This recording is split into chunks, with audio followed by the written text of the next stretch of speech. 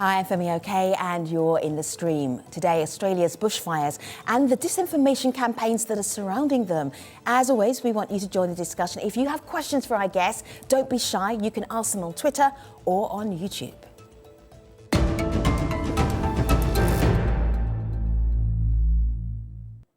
As Australia's wildfires continue to spread, so does disinformation. There has been fake news, conspiracy theories on social media, and even claims that the fires were the work of 200 arsonists. While trolls have been behind much of this, mainstream media outlets such as Rupert Murdoch's Sky News and the Australian newspaper have also been criticised for their coverage. All of this is especially contentious in a country where climate change has long been a controversial topic that often figures as an election issue. To help us understand more about this, in central Victoria, Van Badham. She's a writer, activist and weekly columnist for Guardian Australia. And in Oslo, Norway, Ketan Joshi. He's an energy and climate science communicator. It's good to have you two with us. I just want to get your initial reaction to how severe these bushfires are. Ketan, first of all, how would you describe it? What would be the headline you would give where we are today? Totally unfamiliar. The scale and the magnitude of the fires themselves are completely unprecedented. Yeah. There's many different ways that you can measure this sort of thing, but of course, when it comes down to it, you sort of have to move past the numbers, which are all setting incredible records, and think about the things that you hear. So I moved away from Australia a few months ago, but of course I have a lot of friends and family back home, and I'm hearing things and learning of things that just seem completely, I have no real way of understanding them. The venue that I got married at was severely damaged and possibly may not reopen in the future. The place where I went on my honeymoon, the main street of the town mostly burnt down.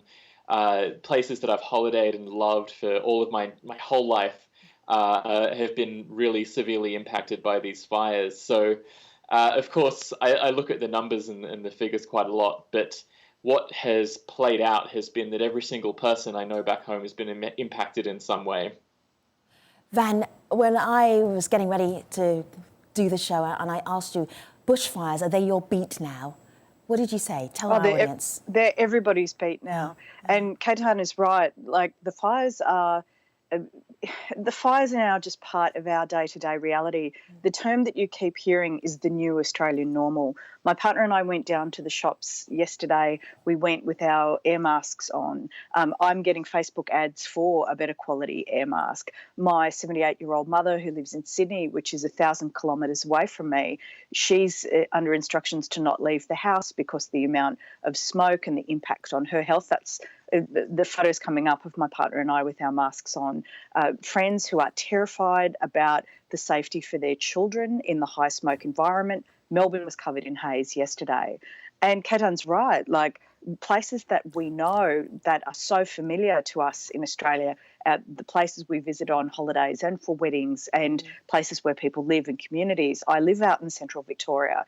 This is now just part of our day-to-day lives. Van, you did a little walkabout for us earlier, and we said, show us where you live so we can see it. So this isn't news footage. This is you walking around your neighbourhood. We're going to play the video. This is my neighbourhood. Yeah, play the video and then talk us through it. Here we go. Right, where are we now? So I'm like a couple of hours from Melbourne, and I'm in the Highlands, so I'm in quite a safe part of the country. But you can see the impact of the dryness and the heat. And just looking at, that's farmland, that's prime farmland. And we're used to, in Australia, living through summers where the grass goes brown, but we're not used to living through summers that are so parched of water and so hot, the grass is going yellow and then white. In some of this footage while I was walking, you could hear the grass literally turning to dust under my feet because it's so dry. And that haze in the distance, that's not mist, that's nothing romantic and watery, that's smoke, and that's smoke from fires which are a couple of 100 kilometres away. And this is the problem. The smoke is everywhere. We're living with this perpetual cloud that has untold public health impacts, that is severely curtailing people's quality of life. The Australian Open, one of the biggest tourist events in the country, is taking place in Melbourne at the moment. And yesterday there were players literally dropping in fits of coughs to the ground. And part of the problem in Australia is that the years of climate denial and the way myths about the climate have been seeded so comprehensively by an organised political movement means that we're living in this strange reality where the effects of climate change are all around us. We are literally in Australia the canary in the coal mine, feeling all of the predictions about the heat, about the dryness, about the lack of water, the bushfires, this tinderbox continent that we live on. And yet all of the economic impacts to tourism, to events, to farming. Yesterday we got the warning that so many farms have been affected by the fires that we're looking at a likely 50% increase in the price of vegetables. The impact on the local honey market is unbelievable. Van, I just want you to take a pause because there's something that I need to do. And for me, Katan, this is almost unbelievable because you and Van are telling us these details, showing us the pictures, we're looking at the newspapers. And then for me, it's almost mind-blowing that there were some people who were saying, well, these fires weren't caused because of climate change. They were caused because of, and then there were a whole series of rumours. Let me put this together first of all in terms of the climate deniers, or let me say the bushfire deniers, and the reason why the bushfires started. I'm just going to show our audience the kind of conversations that are happening in the media in Australia, and I'd love you to pick up on it. Let's have a look. I'm concerned that climate denial is moving into a new phase, one that I call climate denial. And it takes two forms. One is that groups who have a historic record of denying climate change, such as the Australian government and the Murdoch media, are claiming to have never denied climate change. And the other is that they're downplaying the link between the catastrophic fire conditions that we're seeing in Australia and climate change, and overemphasising causes that have not changed at all, such as arson, which has always existed in Australia, and saying that that is the cause of the bushfire crisis that we're seeing. This is fake news. In fact, only 24 people have been arrested for suspected arson in New South Wales and 0 in Victoria. So that doesn't explain how over 2,000 homes have been destroyed in this crisis. Katan, as somebody who's a communicator, who your job is to make sure the public get the facts, why is this happening in Australia right now? This is a natural disaster. So back in 2009, there were some really severe fires in Australia. They're referred to as Black Saturday, and many people died in those fires. And a similar debate sprung up back then, a decade ago. In fact, one News Corp columnist suggested that Greenies should be hanged because she was blaming them for contributing to the conditions that resulted in the severity of that 2009 bushfire. What she was saying is that environmentalists have opposed reducing fuel load. So that's when you burn off parts of the bush to reduce the amount that burns during an actual bushfire. Now, that meme sprung up in 2009, and it's kind of stuck around since.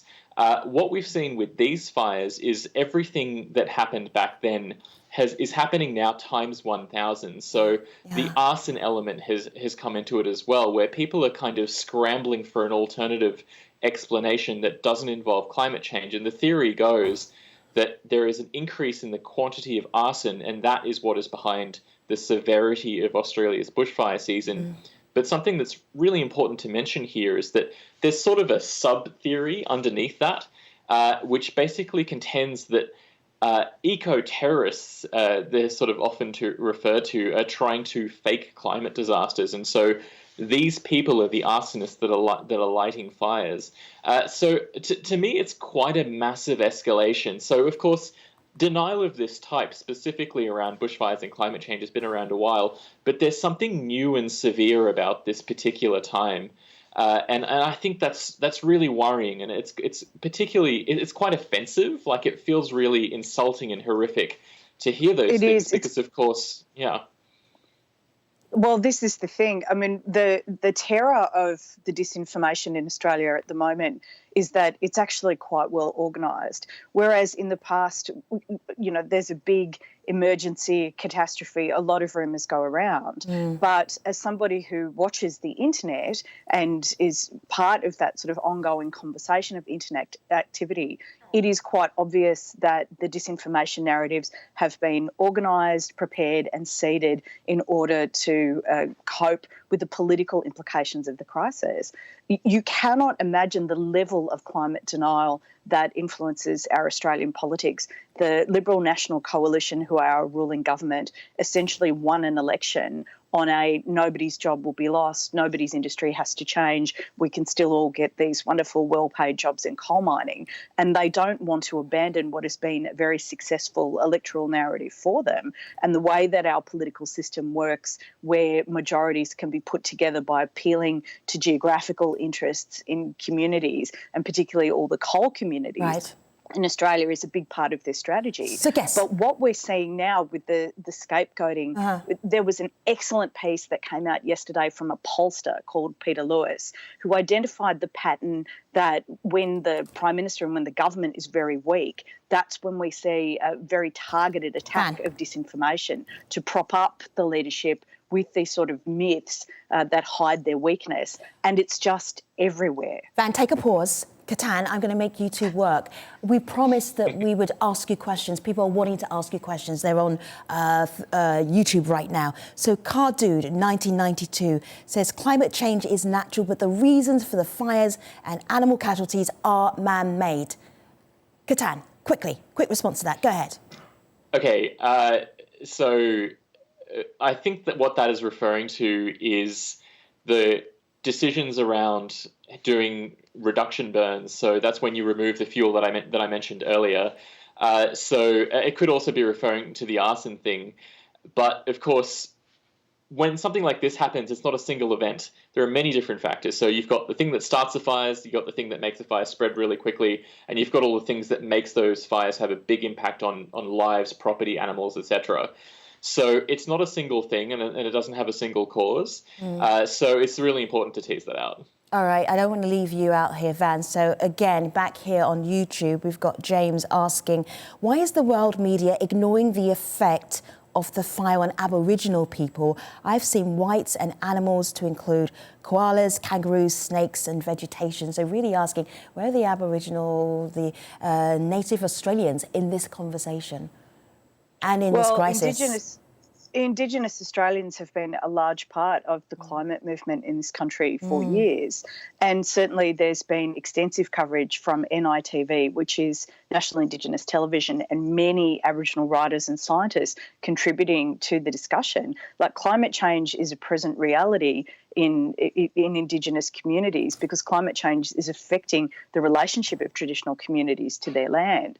And an important thing to acknowledge is that forest management in Australia has a millennia-year-old history from Aboriginal communities using fire in order to reduce fuel load and clear the ground and manage forests. And what is particularly just outraging about the disinformation that claims there's been no backburning, I physically live near a forest that has been managed with fire recently. Like, that is not the scar of the bushfires. There are forest management fires taking place every year. You can apply to do one on the internet in culturally sensitive areas with large Indigenous communities. There's an interaction between government services and Indigenous communities around those practices. And to hear that, the Greenies are stopping the burn-offs and the Greenies are stopping it is an outright lie. And confronting that is the most frustrating part of the whole discussion, that we physically live in the signs of what is taking place. There are traditions based around forestry management with fire. They are part of our lived forest reality, and yet the myths are dominating reality. There's a really good piece by Luke Pearson. He's an Indigenous writer in Australia, and he talks a lot about how you can understand modern climate change denial by understanding Australia's history of sort of dealing with rejecting information. So, of course, culturally in Australia, there's a bit of a refusal to deal with its ugly past. And so Australia as a whole has some experience in putting ideas out of its mind as a collective. Now, I'm not sure that this is going to be maintained particularly well through 2020. I think these bushfires have had a really big impact on everybody, but it's a really good perspective in terms of understanding how easy it is for people en masse to stop thinking about something and kind of just stop worrying about it. Ketan, can I ask you to do some climate science for us around bushfires? Because I know you have a lot of facts at your fingertips. For instance, is it possible for there to be lightning in clouds and that to actually also start the bushfires? Can you explain that bit of the bushfire science? An article popped up on my feed earlier today, and it said that Australia's bushfires are very science fiction. And that really, it's something that's been going through my mind every time I look at the facts and the science and the data about these bushfires, is that it reads like a fictional novel. And those clouds that you mentioned, so when a bushfire burns really hot, it creates these things called pyroconvective clouds. What that means is that the cloud forms and it has this thing called dry lightning. So it's not raining, but there is lightning occurring in this cloud that has been formed from bushfire smoke. And that lightning can start new bushfires. Now, that sounds on the nose to me. That sounds like something that I would read in a novel in the year 2000 by a sci-fi writer. I have trouble reading that and thinking that I'm reading a scientist talking about something that is actually happening in the place that I call home. But it is happening on a level that hasn't happened before in Australia. So you can actually measure the occurrence of these pyrocumulative formations. And of course, like many, many other data points that we use to try and look at these fires and understand how they're manifesting, it's happening far more than we've ever recorded in the past. So that is a really big problem. And it sort of illustrates how these fires are not something that are very easily managed. So, of course, as Van mentioned, Australia dedicates a lot of time to managing fire and understanding bushfire. What has happened now in this fire season is that they have changed shape. They've become bigger and stranger and more terrifying. And it's going to take time to even understand the way that they are now. But of course, the climate is changing and the bushfires manifest in Australia will change as well. Let me they share call this. them mega fires. This is the term they're using is the mega fire, where the fires actually converge into these like 40-foot walls of flame, and no one, firefighters, forestry managers, governments, has ever seen anything like it. Let me, you mentioned government there, and you have done through this conversation, very important. Have a look here. This is a tweet here. This is a tweet about your Prime Minister and the fire response, because if we've got mega fires in Australia, the response has got to be mega. So looking at the fire response here, you've got ignore, tweet ads, fly to Hawaii. That's a reference to him being on holiday when some of the bushfires were at their worst. Forced handshakes, we'll get to that in a moment. How good the cricket is, though. So it's not being very complimentary to your Prime Minister, but it's not just one man who's got to manage this. It's your government. Van, how do you rate them? How are they doing? The job done by the federal government and the government in New South Wales has been conspicuously poor, and there has been considerable political fallout from what's going on. Because, like I said before, the Liberal National Coalition is very invested in climate denial as an election-winning strategy, and this whole promise that nobody's life has to change. Can you explain that? How can climate denial be an election-winning idea? Because we have single member electorates that are geographically based. Right. So if you're from a coal community and someone is telling you, and infamously this has happened in Australia, where a group of environmentalists got into a convoy during the election and drove out to seats in Queensland, typically resource-based communities whose industries have been in decline, where there's very high unemployment, and essentially lectured everybody on how coal was bad and wanting jobs was bad. It's a very tricky conversation, talking about transition and talking about the economic outputs of climate action and what that's going to mean and how there will be winners and losers in that conversation. It's nuanced and it's difficult, and bringing those communities with you requires a lot of time and sensitivity to their station and their patients. All right, time and sensitivity, that feels like it's a really good point for me to just... I need to share a little moment of your Prime Minister when he was going around, and this is what leaders do, showing their empathy, and this is what happened about 2 weeks ago. Have a look, have a listen. Davey, Prime Minister. Yeah, there you go, mate.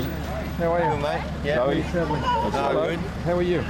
I'm only shaking your hand if you give more funding to our RFS. So many people here have lost their homes. We are. It's all coming. It's all coming. We need some beds. We've got to have enough beds. We need more help. We understand that. That didn't go down well, right? No, not well at all. No. No, in political optics terms, that went down like a lead balloon in the local parlance. But beyond I'm trying to think of a polite word of dis, but I can't. So beyond that, to your Prime Minister, the funding issue, that is really important. Katan, can you run with that? How much money do you need to fight a megafires? What do you need? What resources do you need? During this bushfire season, I saw headlines in the national broadcaster that basically just said, we can't defend this town. You all have to leave this town, and you have to abandon your homes because we do not have the resources to fight this fire. So the question of how much money you need to fight these fires is really, really tricky because these are new disasters in Australia. The scale of them is completely unprecedented, which means the amount of money that you need to fight them, the amount of time and effort that you put into understanding them, that all needs to increase significantly. It's a real problem for Scott Morrison because by doing that, he acknowledges that they are new and that they're extremely dangerous and extremely impactful. Yeah. And of course, in doing that, he would be considered to be publicly accepting that climate change is the core reason that these fires have that they've been intensified. Now, that is a long-running problem among members of the current government. So that's the Liberal National Party. Yeah. Being too strong on climate change has led to the demise of a few of its leaders because there are members of the party who really don't like to hear that. And particularly having strong emissions reductions policy that leads to actual emissions reductions, that is something that leads to prime ministers getting knocked off their perch as well. All right. So yes, I want to end on two things that you found have really stood out for you. As Australians who know that there is a bushfire season, what is remarkable for you? Katan, I'm going to prompt you from your Twitter page here. Australia's East Coast fires, truly scary. And I love a good satellite image. Look at this, though. What are we seeing here, Katan? So that's a satellite from the Himawari 8 geostationary satellite that sort of flies directly above Australia. And I've been a massive, I download the data from that satellite all the time and I visualize things. And of course, this time I wasn't having fun at all. It was horrifying seeing my country just sitting there like a piece of crumpled up paper that's smoking in the wind. Yeah. And of course, it really shows that this is a planetary thing. The smoke from those fires is about to traverse the entire world and loop back into Australia. Amazing. So Katan, take a pause because I still want Van to be able to tell us what was the most remarkable thing that you've seen. Knowing bushfires, what's the most remarkable thing you've seen so far in this season? They're just moving so quickly. I mean, we got an evacuation notice at our house for a fire that was 10 kilometres away because the combination of dryness and the wind and the heat means that nowhere is safe anymore. I had a friend who was sheltering on the beach in Bateman's Bay with her 3 children who had to consider whether she was going to evacuate in a kayak because fire had walled them in and they couldn't get out. A friend's father, elderly man, lost his house in his decimated town. There are now people who are living in chicken coops because there is no housing. Another friend's parents almost lost their house. They were part of the Malakuta transportation where the Navy had to come and rescue people from the beach in boats. We are seeing images of small children under red skies with oxygen masks on, and we have to deal with the fact that we are in a new disaster area, that our country has changed, our continent is vulnerable, and what's happening here is a warning to the rest of the world. Climate change is not about tropical temperatures and longer summer holidays. It's about absolutely unprecedented devastation. And unless we as a global community take that seriously, we are all in real danger. Van Joshi, thank you so much. Two Australians talking about their Australian bushfires, the mega fires, from a journalistic and a communication perspective. Thank you for also being part of the programme. You will see me online, always at AJ Stream. Thanks for watching.